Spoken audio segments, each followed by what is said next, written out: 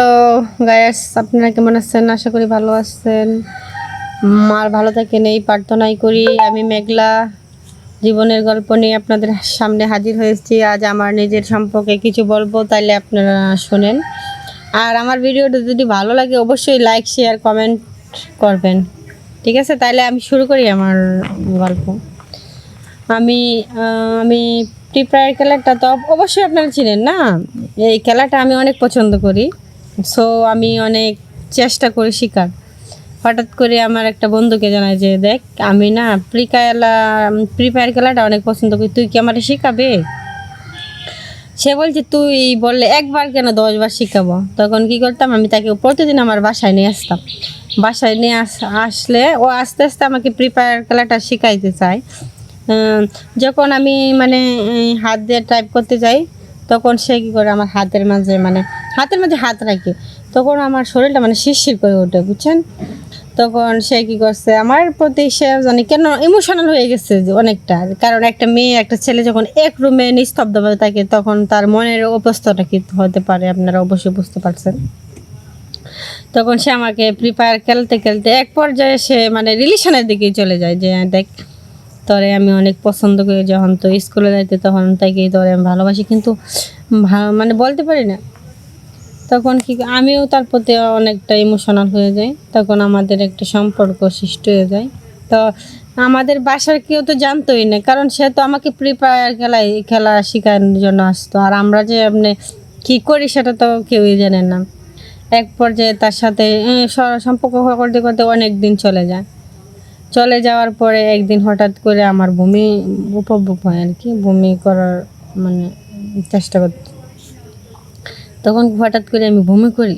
তখন তো আমার ফ্যামিলিরা বাসা ছিল না, ওরা বেড়াইতে চলে গেছিলো আর কি অন্য জায়গায়। যদি থাকতো আসতে অবস্থাটা কী হইতো আপনারা বুঝতে পারছেন।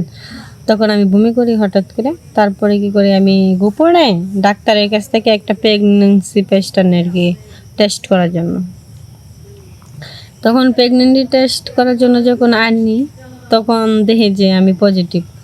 তখন তো আমার মাথার মাঝে আসমান ভেঙে পড়লো যে আমি এটা কি করলাম, নিজেকে নিজে ক্ষমা করতে পারতেছি না। তখন কি করবো, অসহায় হয়ে আমি ওর কাছে ফোন দিছি, দেখো রাহাত, দেখো তুমি যে আমাকে ফ্রি ফায়ার খেলাতে আসতে না, আর আমাদের একটা সম্পর্ক হয়ে গেছিলো এই থেকে, কিন্তু আমি মানে ভুলবশত মানে ওষুধ খাইতে ভুলে গেছিলাম, আজকে আমি প্রেগনেন্ট। তখন সে আমাকে অনেক গালাগালি করে যে আমি তো তোমার সাথে কোনো মানে রিলেশনই করি নাই, তে কেন তুমি এমনটা হইলো, তুমি কার সাথে না কার সাথে কি করছো সেটা তুমি ভালো জানো। আমি দেখো রাহাত, তোমার ছাড়া দ্বিতীয় পুরুষ আমার জীবনে কেউই আসে নাই। তাছাড়া তুমি আমাকে ফ্রি ফায়ার খেলাইতে তুমি আমার সাথে দৈহিক মিলন করছো, এই জন্যই আমার আজকে এই অবস্থা। তুমি কি করবা?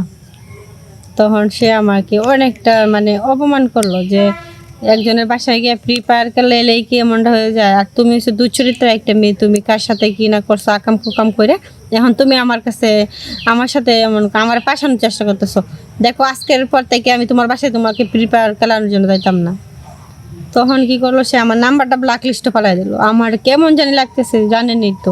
আর আপনারা বিশ্বাস করেন, আমি ওর ছাড়া দ্বিতীয় পুরুষ আমার লাইফে কেউ আসে নাই।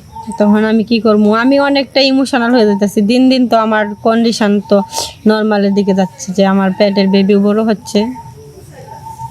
এখন পারি না, কইতেও পারতাছি না, সইতেও পারতাছি না। এক ক্ষেত্রে আমার ফ্যামিলি দেখে ফেলাইছে, ঠিক আছে, দেখে বলতেছে তুই বমি করতেছিস কেন? আমি বলছি মা, মাথাটা হঠাৎ করে ঘুরে গেছে, এই জন্য বমি করতেছি, হয়তো মনে হয় গ্যাসের চাপ দিছে। তখন না বলতেছে না, এটা তো গ্যাসের চাপ দেওয়া না। তখন কি করলো, আমাকে টেস্ট করানোর জন্য নিয়ে গেল। যখন টেস্ট করালো তখন তো দেখি আমি যে পজিটিভ। তখন তো আমার মা বাবা আমার অনেক বকাবকি করছে যে তুই কার সাথে এমনটা করলি, তোকে তো আমরা এমন ভাবছিলাম না, তোকে অনেক কষ্ট করে পড়ালেখা করাইতেছি যে তুই ভালো আমাদের মুখ উজ্জ্বল করবি, আর এই মুখ তুই উজ্জ্বল করছিলে। তো ফ্রি ফায়ার খেলার জন্য তোকে আমরা কম্পিউটার কিনে দিলাম। তোর মানে শখের কোনো অপূরন্ত আমরা রাখি নাই, তুই যা যা বলতেছ তাই। আর আজকে এই দিনটা দেখার জন্য তুই আমরা এসব করছিলে। তখন আমি আর কি বলবো, তখন মা কী করছে, ওই ছেলের কাছে ফোন দিছে, দেখো রাহুল, রাহাত, তুমি যে ওর সাথে এমনটা করলা আমরা কিন্তু আশা করি না। তোমাকে অনেক বিশ্বাস করছিলাম যে তুমি আমাদের বাড়িতে এসে আমার মেয়েকে ফ্রি ফায়ার খেলাটা শেখাও, তা আমরা কিন্তু অবিশ্বাস করি না। আর তার মাঝে তুমি এমনটা করলা আমি কোনোদিনও ভাবতে পারি নাই। তখন সে বলতেছে, রাহাতে বলে, না আন্টি, আমি তো আপনার মেয়ের সাথে কোনো কিছু করি নাই। আপনার মেয়ে কার সাথে কী করছে সেই জন্য আপনারা আমাকে দোষারোপ করতেছেন কেন? জি আন্টি, আপনার যে এমন হবে না আমি জানতে পারি না। তখন তখন আমি কি করব, আমি নিরুপায় হয়ে আর আমার ফ্যামিলি নিরুপায় হয়ে আমাকে অ্যাবর্শনের জন্য নিয়ে যায় ঢাকা একটা হাসপাতালে।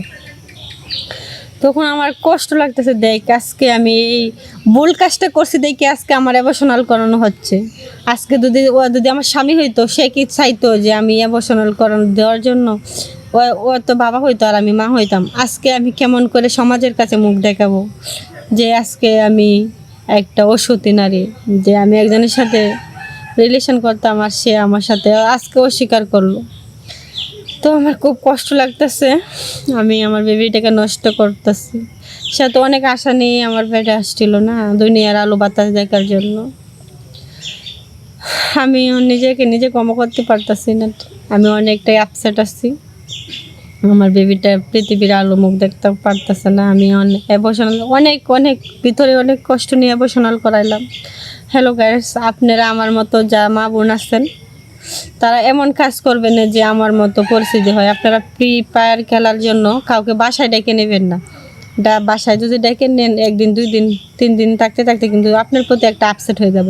তখন আমার মতো এই পরিস্থিতি হবে। আমি ভুল করছি, আপনারা আমার মতো ভুল করতে যাবেন না, ঠিক আছে? আমি অনেকটাই আপসেট আছি, তো আপনারা আমার মতো কেউ আপসেট হবেন না। আপনারা ভালো থাকেন, সুস্থ থাকেন, ধন্যবাদ।